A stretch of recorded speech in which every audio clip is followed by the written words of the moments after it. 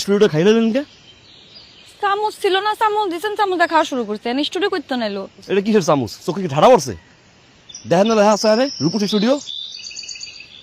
রূপ থাকলে ধরে দিব, না থাকলে গড়ে দিব। না আপনি কি করেন? আপনি জেনে খুশি হবেন আমি এই জায়গায় ফটোগ্রাফার, ক্যামেরাম্যান। মানে আপনি ছবি তোলেন, ফটোগ্রাফার, স্টাইলিশ ছবি তোলেন? সব সব। আচ্ছা, আপনি কি কোনোদিন নায়ক নায়িকার ওই গ্ল্যামার ছবি টবি তুলছেন? দেখেন না মালটারে কি বানাই দিছি। তো আপনার কেন মনে হলো যে আমি আপনার স্টুডিওতে যাবো? আপনি তো যাইবেন, চেহারার মধ্যে একটা নায়িকা ফিল আছে। খালি ক্যামেরা দিয়ে একবার বন্দি করে। চেহারার মধ্যে একটা মাধুর্য আছে। তো পরে তিলটা কি অরিজিনাল নাকি লাগাইছেন? এক্সকিউজ মি, এটা থতমা না, এটা চেহারা।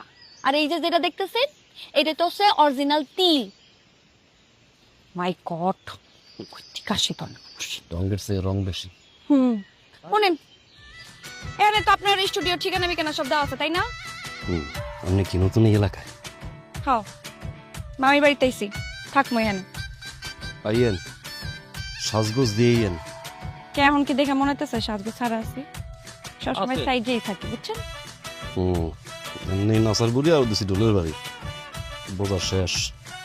তো আপনার স্টুডিওতে ছবি তুলতে হলে কয় টাকা দেওয়া লাগবো? 100 কত? ফ্রি। আমার আবার এখন যাইতে হবে, বেশি দেরি করলে আবার মামি পক্কা চক্কা করবে। আসবো না, সেই জায়গায় যা দেখবো না কেমন ছবি তোলেন।